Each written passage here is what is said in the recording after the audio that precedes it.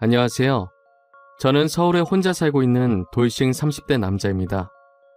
여러분들에겐 첫사랑의 기억이 어떻게 남아있나요? 다시 생각해도 설레고 아련하고 그리운 기억으로 남아있으신가요?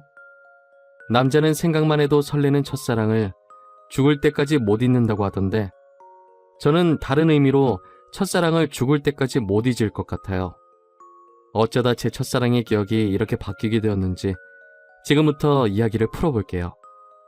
저는 고등학생 때 같은 반이었던 아내를 보고 첫눈에 반해 짝사랑을 해왔었어요. 가슴 간질간질거리는 저의 첫사랑이 그렇게 시작된 것이죠. 아내는 미모가 뛰어나서 전교생에게 정말 인기가 많았어요. 여자들은 아내가 쓰는 물건들을 따라 샀었고 학교에서 인기 좀 있다는 잘생긴 애들도 아내의 뒤를 졸졸 따라다녔었어요.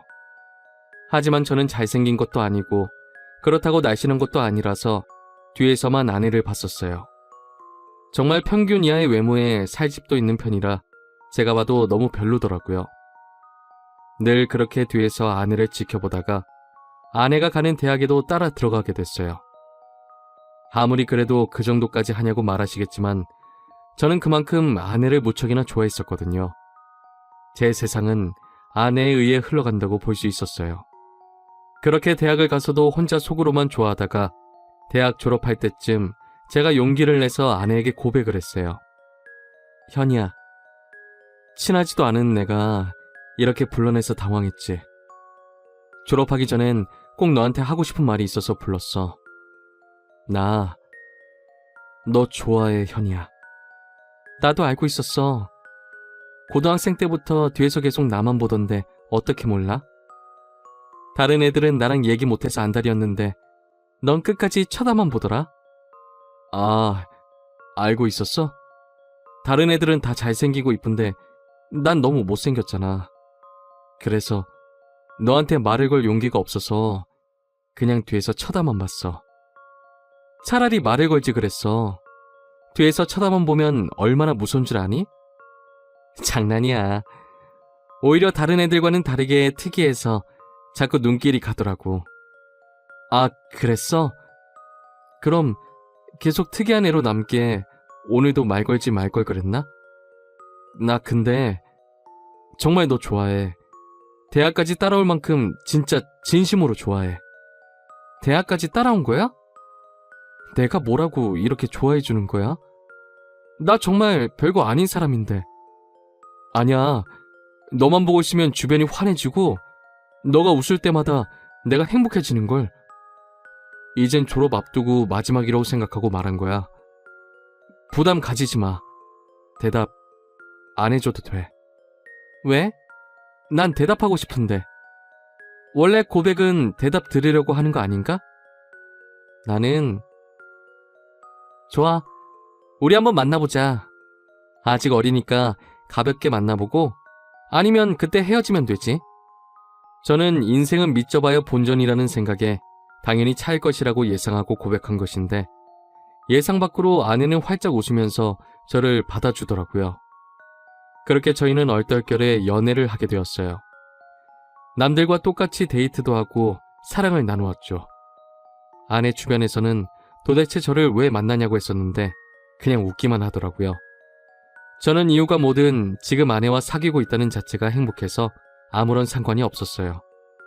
그리고 졸업을 하고 저는 운 좋게 대기업에 취업을 하게 되었어요. 아내도 대기업에 계속 이력서를 넣어보는데 서류 전형은 대부분 합격을 하는데 저보다 자격증이 많이 부족해서 그런지 최종 면접에서 항상 떨어지더라고요.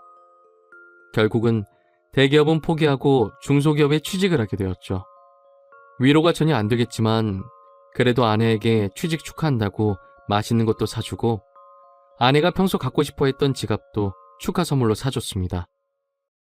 아내는 저의 응원을 받고 힘을 내서 열심히 회사를 다녔어요. 제가 어느 정도 직급이 올라갔을 때 아내에게 결혼을 하자고 했어요. 아내는 망설임도 없이 단칼에 제 청혼을 거절하더라고요. 아직 직장이 변변치 못하다면서 자신이 당당해질 수 있을 때 결혼을 하고 싶다고 했었어요.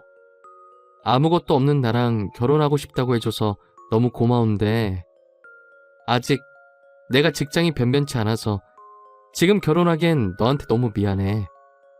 그럼 내가 싫어서 거절하는 게 아니라 직장 때문에 거절하는 거야? 직장이 무슨 상관이야. 우리 둘이 잘 살면 되는 거지. 그래도 직장이 좋아야 월급도 많이 받고 우리가 걱정 없이 살 거 아니야. 너 월급에 비하면 내 월급은 너무 작잖아. 나는 내가 네 앞에서 당당해질 수 있을 때 결혼하고 싶어. 그래도 너가 안 버는 것보단 낫지. 우리 둘이 같이 벌면 괜찮아. 그리고 나 혼자 벌어도 너 하나쯤은 먹여 살릴 수 있어. 아내가 저보다 못한 직장에 다닌다고 스트레스 받아 하는 것 같아서 괜찮다고 다독여줬어요.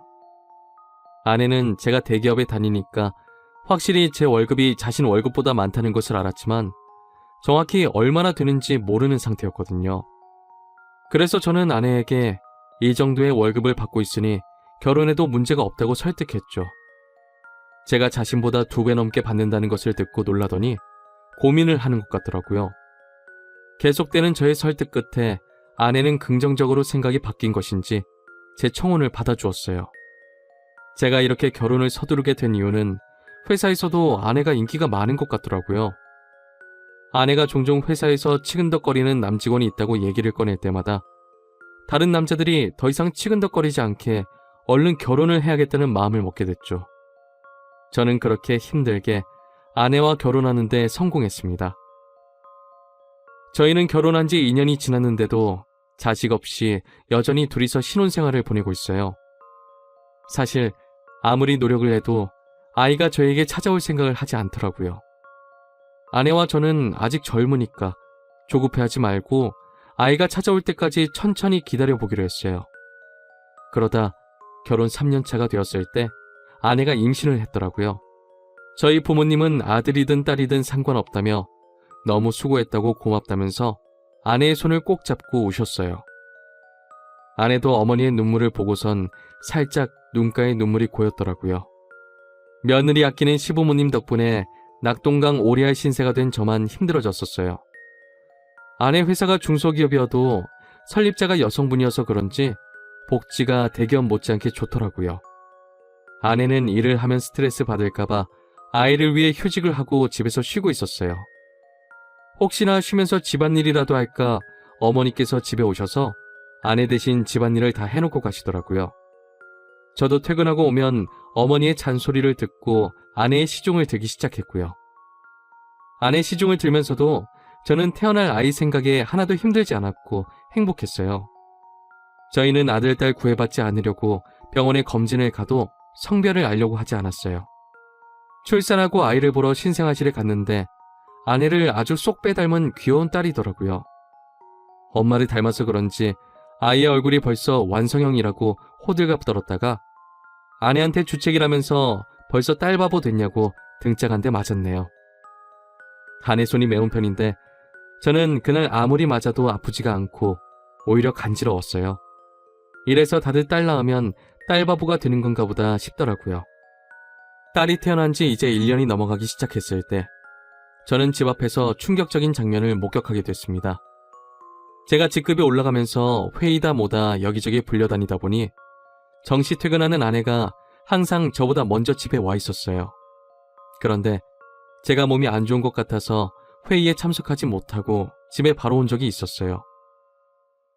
차를 주차하고 내리려고 가방을 챙기는데 어떤 차에서 내리는 아내가 보이더라고요.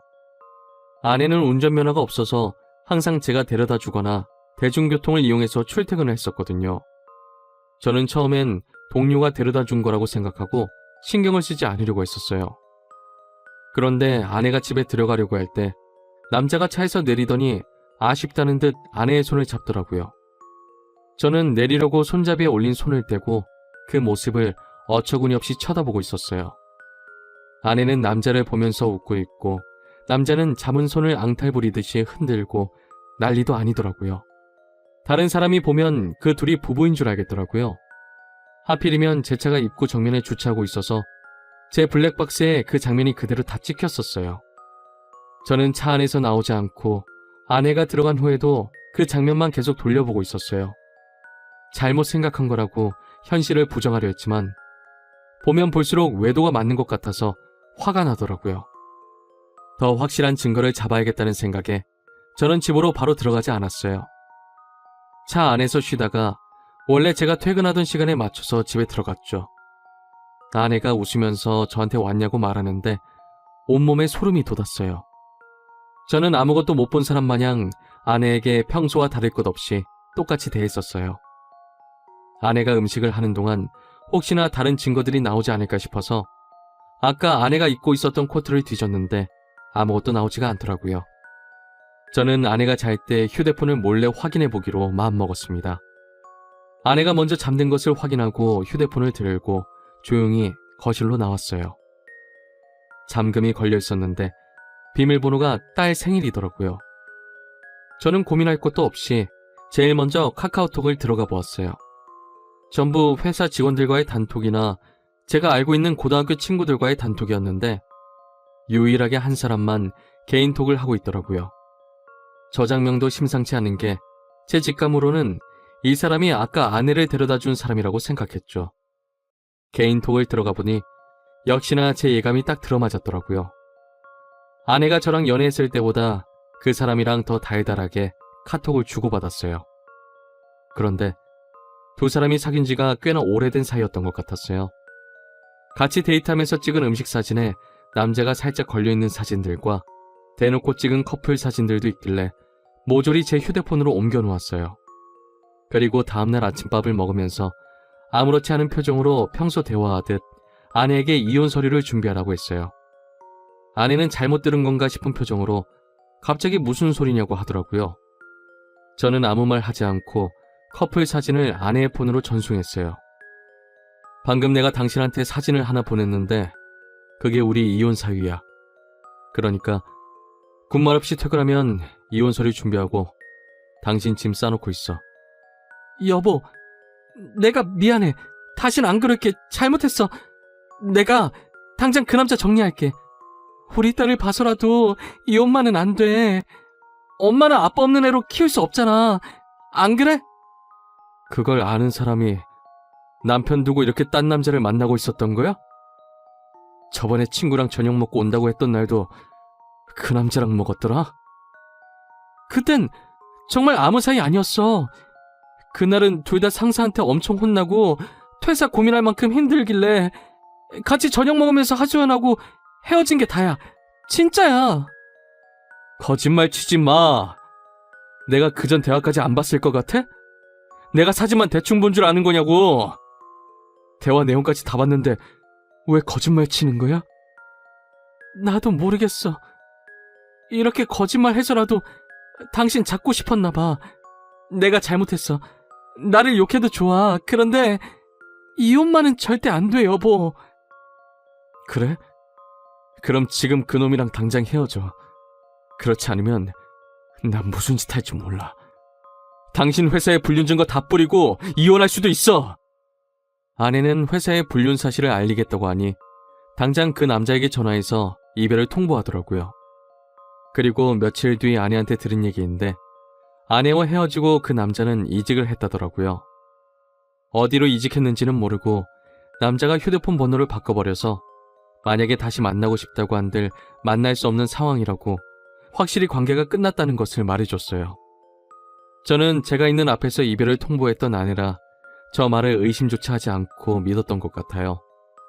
조금이라도 의심해보고 제가 직접 알아봤어야 할 내용이었는데 말이에요. 그리고 저희는 다시 예전 신혼 때처럼 관계 회복에 성공했어요. 아내가 미안했는지 그 사건 이후로 제게 과하다시피 너무 잘해주더라고요. 그 행동도 의심해봤어야 했는데 말이에요. 그 사이에 귀여운 딸이 저희에게 한 번 더 찾아왔어요. 이번에도 아내를 쏙 빼닮아 너무 이쁘더라고요. 어쩜 두 딸 모두 좋은 유전자만 받고 태어난 건지 눈에 넣어도 안 아플 지경이었어요. 제가 한동안 딸 보는 재미가 얼마나 쏠쏠했는지 몰라요. 주위 사람들한테 요즘 딸 보는 맛에 산다고 말하고 다닐 정도였어요. 요즘은 아들보다 딸이 더 좋다고 하던데 딸들을 보고 있으니 왜 그런 말을 하는지 알 것 같았어요. 어찌나 애교도 많고 저를 보고 방긋방긋 잘 웃던지 나중에 커서 딸이 결혼한다고 하면 정말 대성통곡할 것 같았어요. 저는 영원히 제 딸들을 옆에 끼고 살 수 있을 줄만 알았어요. 그날만 아니었다면 말이죠. 제가 중요한 프로젝트를 맡고 있어서 잠을 제대로 못 잔 적이 있었어요. 평일엔 프로젝트 때문에, 주말엔 딸들 보느라 피로가 누적이 되었던지 그날은 정말 낮잠을 안 자면 제가 과로사할 수도 있겠다는 생각이 들더라고요. 웬만하면 아이들을 봐주려고 했는데 도저히 못 버티겠어서 정말 오랜만에 주말에 잠시 낮잠을 잤었어요. 그러다 중간에 목이 너무 말라서 잠에서 깨버렸어요. 거실에서 아내가 통화를 하는지 문틈 사이로 아내 목소리가 어렴풋이 들리더라고요. 스피커폰으로 해놓은 건지 간간히 다른 사람 목소리도 들렸었어요. 저는 목이 말라서 아플 지경이길래 물을 마시려고 손잡이에 손을 올렸는데 아내가 하는 말에 문을 열지 못하고 그 자리에서 굳어버렸어요. 오늘 남편 얼굴 보는데 날이 가면 갈수록 더 못생겨지더라. 살만 디룩디룩 쪄서 진짜 얼굴 맞대고 밥 먹기 힘들어. 같은 공간에 있기도 싫어. 그러니까 내가 계속 이혼하라고 했잖아. 언제 이혼할 건데? 이대로 살 생각이야? 도대체 언제까지 이러고 있을 건데? 나 이제 당신 남편이 불쌍해 보일 지경이야. 아니 뭐 아직 애들도 어리고 내 월급으로 애들 키우는 건 힘들잖아.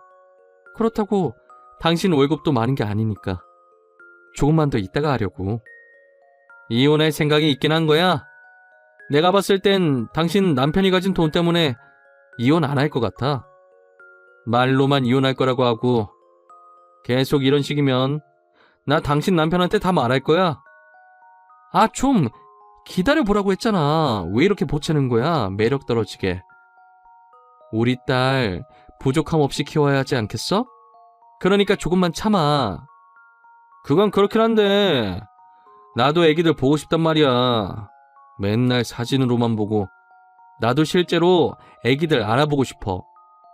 근데 지금 자기 애도 아닌데 자기 애라고 믿고 저렇게 좋아 죽는 꼴이 너무 웃겨. 진짜 멍청한 거 아니야? 얼굴이 자기랑 너무 다르잖아.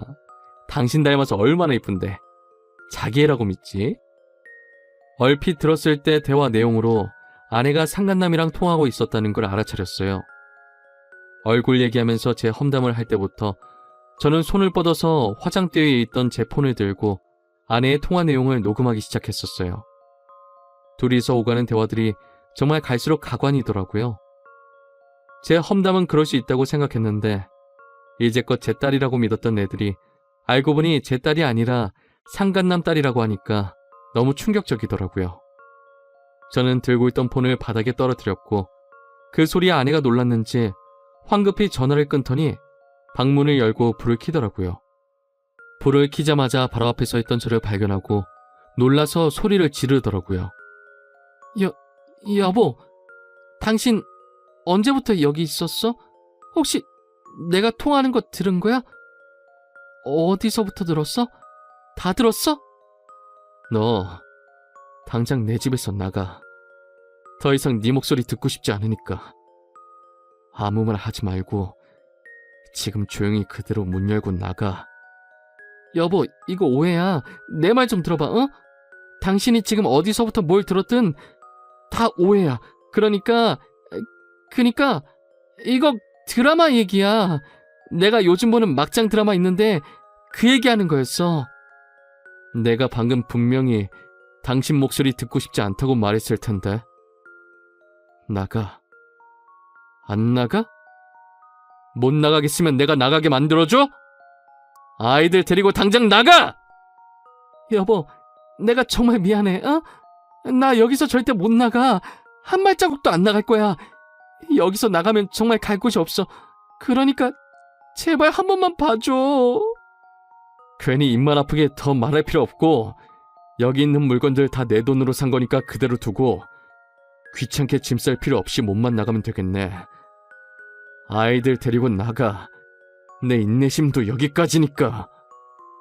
아내는 계속 나갈 수 없다면서 제 바지가랑이를 잡고 늘어지더라고요. 저희가 싸우는 소리에 놀란 애들도 울고불고 난리가 났었어요.